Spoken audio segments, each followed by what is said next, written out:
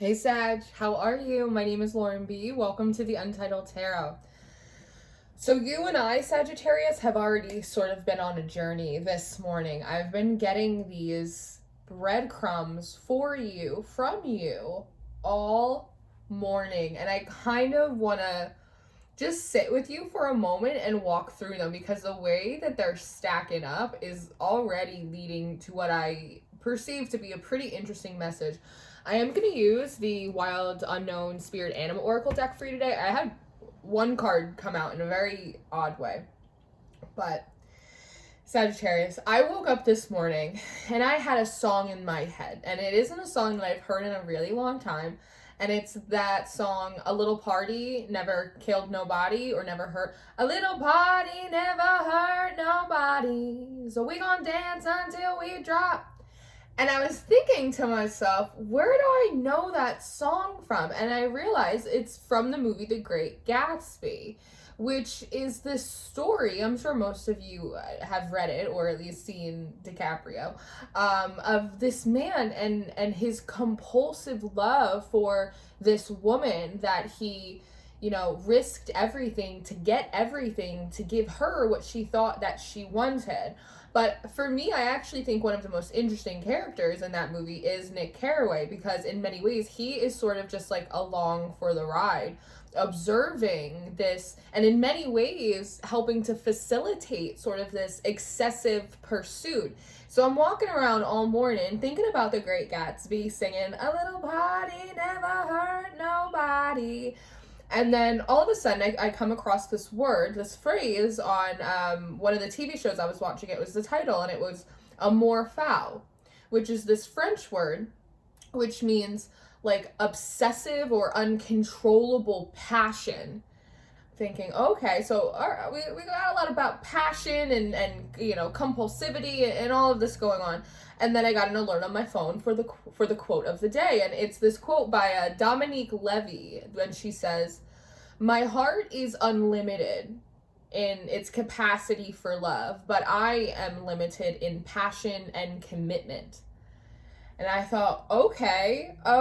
And then the word of the day, Sagittarius, was macroscopic, meaning something that is obvious, plainly in front of the eye, like cannot be missed. And so already I'm sitting here and I'm wondering what the hell is going on with Sagittarius with all of these very passionate breadcrumbs here. And so I sit down and I pull out my deck, and I'm starting to shuffle, and something feels off with my deck. And so I just start kind of running through it, and I realize that of all of the cards, there's one that somehow got flipped upright in the entire stack, and it's this turtle card. And as I'm sitting here and I'm looking at this turtle, the first phrase that I hear in my head is quick to passion and slow to love. I think Sagittarius, in many ways, maybe other than Scorpio, I find you to be one of the most excitable and passionate signs. With that being said, something that I've been kind of reading on for you for well over a year now is about like emotional intimacy, the difficulty that you have with allowing people to get close to you, right? A little party never hurt nobody. I find sometimes, Sagittarius, that you, much like Gatsby, will kind of put on like these big airs or set up a party, or you are the life of the party, and like that is how you connect to people.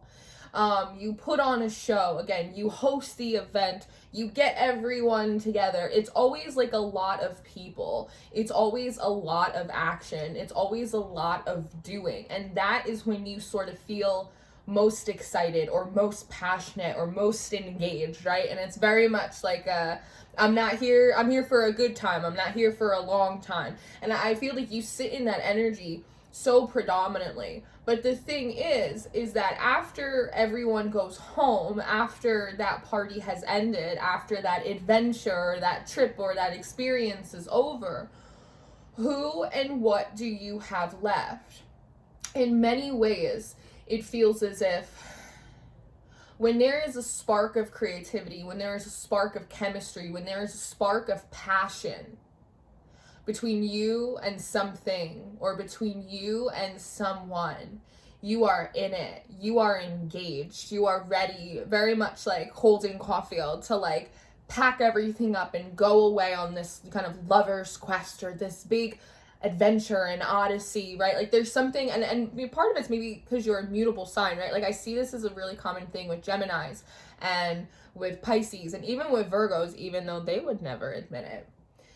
But when it comes time to actually committing, when the passion dies down, when the excitement fades away, and you are left with love, or a commitment, or consistency, that is when you kind of shy away. That is when you find yourself disengaging, having a difficult time tapping into that emotion, right? It's almost as if passion or chemistry is sort of like this huge green flag for you, that this is the right thing for me to do, it's the right person for me, and it very well could be. But what of building blocks? What of foundations? What of commitment and consistency and love? Because those things aren't always exciting, and those things oftentimes do not breed passion. Sometimes they, in a way, could even be boring, right? They're sort of repetitive or redundant. It's something that you do day in and day out, whether you feel like it or whether you don't, because it is the word that you gave, the thing you agreed to do, the love you are so invested in that you show up even in moments when it looks and feels ugly. That's different, right? And so in looking through it in that lens, Sagittarius, it's that moment where we go, maybe a little party can hurt somebody. And maybe, Sagittarius, that somebody is you. I'm pulling in something about the fact, and again, emotional intimacy or being kind of non-committal or wishy-washy, it's a theme that I've been reading on for you, particularly within your monthly readings, for a while now. And there's this sense that you get really close to people, Sagittarius. You get almost like a full leg in to the pool. But then there's this moment in the back of your head where you realize that you're gonna have to commit, or you're gonna have to love. And love is an incredibly vulnerable thing. To accept someone, to allow yourself to be accepted by others, even in your ugliest or your darkest moments, and them the same. There's a thing that clicks off in your head that goes, it's time to go. And then you start kind of slowly inching out of the pool. But it's almost as if you do it in the midst of the party, or you do it in the midst of a lot of other things going on. It's kind of like an ode to my ancestors. It's sort of this Irish exit that you do, right? And then you're kind of off to your next passion. But then passion doesn't always keep you warm at night, right? It's like, again, passion isn't always the most sustainable feeling in many ways, especially when we're looking at a more foul, right? Uncontrollable, compulsive, obsessive passion. You can get real high on that, but you can also burn out on that as well. And it makes me wonder, Sagittarius, like, it makes me want to ask you, like, what do your conflict resolution skills look like? Do you know how to resolve conflict with others? Do you know how to resolve conflict in relationship? Or does it seem like when the party is over, you're out too? And is that only further, much like Nick Carraway, fulfilling? It's almost like you play both characters. In that way, are you facilitating and encouraging your own secret compulsive loneliness? And does that in and of itself bring up this feeling in you that goes, like, I'm kind of a quitter? Or that struggle sometimes when you feel like you're always starting over in a new relationship or in a new group or in a new project because you have yet to allow yourself to weather the storm of what real love and real commitment is. Whether it's to a person, whether it's to a path, to a dream, to a faith, to yourself, right? And so I just knew this morning when I got up that even though there was this like real jazzy tune just like in my ear, like it's a bop, you know, Fergalicious, I knew in that moment that there was something much more weighted in there for you. And I think that is what this is. And I think in sort of this now moment, when things are changing, Sagittarius, and you are able to sense that there's a shift in the air,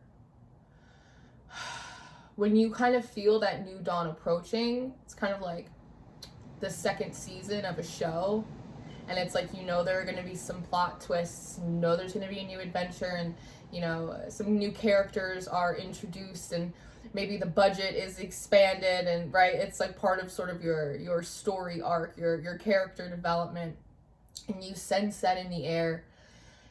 You have this opportunity now to really sit here and think about some of these things and the way passion can consume you and how much you love it, but how it's often not coupled with some of the things that are sustainable and do breed things like love and trust and safety and history and loyalty.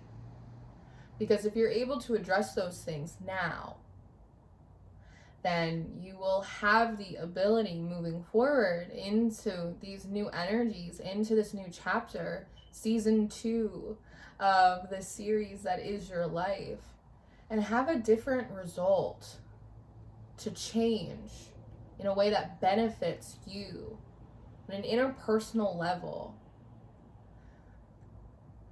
Yeah. What is it, 12 minutes? 12 minutes. Just me channeling just one card for 12 minutes. I'm on like a real 1-card streak this week. I don't really know what that's about. I guess I just need less, right? As we're talking about not being so excessive, I just sort of need less. Something that I did notice at the top of the deck, there's one card at the top, and there's one card at the bottom that I want to look at. And the one is, it's the deer in reverse. The deer for me kind of just swims in this beautiful feminine energy. And as we know, feminine energy is deeply receptive. And I think, I'm hearing accounts receivable. I think in a way, Sagittarius, this is the way in which your masculine energy, right? Fire, masculine energy tries to protect you from disappointment, right? Similar to how Gatsby sort of ghosted and went away and sort of hid in the shadows, right? When the party was over, until he was able to put on an even grander party, an even grander display, right? And it was to protect himself from heartbreak and from disappointment, and to protect himself from not being rejected, that he could only be accepted in sort of one capacity or one form. And in many ways, I think that it is a manner in which you deny yourself recognition of how different you are now versus how you were then. But it is as if, even though you have grown and evolved and you've healed and you've done all of these things and you very much are a different person, that you are very much still doing the same thing and living out the same behaviors and feeling a little bit confused why you may not be getting a different result in your life and in your relationships. It's because as we change and the seasons change, our strategies and our behaviors need to change as well. And we do that through conscious awareness. We do that by being brutally honest with ourselves, right? The bee, my favorite card, came up at the top of the deck. And when I saw this card, I heard, you can't get the honey unless you're willing to risk getting a sting. And I think in very many ways, that is true of all good things. That sometimes if you want the juice, you have to go through the squeeze. If you want the honey, you have to go through the bees. And I was reminded of how do beekeepers sort of mitigate that danger. And they use smoke. When you hear the wind just slow down, that when beekeepers want to get to the hives and they want to pull out the combs, they douse them in smoke because it sedates the bees so they don't sting.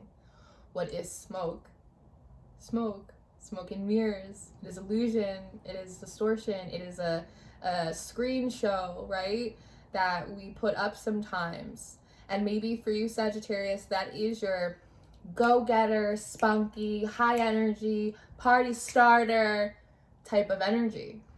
It's sort of your host with the most kind of character that you put on, and that is your smoke screen. So that way people can't come in and steal your honey, right? But in a way, it can also be a way in which other people, how do I want to put this? Because I want to do it lovingly. You may use that smoke, Sagittarius, again, so that way people cannot sting you and you can continue to have the most passionate or positive experience possible. But it can also be a way for you to go in, Sagittarius, and take other people's honey, to enjoy them and what they have to offer. But with that smoke, they may not be aware that you don't intend on staying, or that you struggle with emotional intimacy, or that you struggle with commitment and consistency in a long-term way. And then when that smoke clears and you are gone, they are the ones left feeling stung. Does that make sense?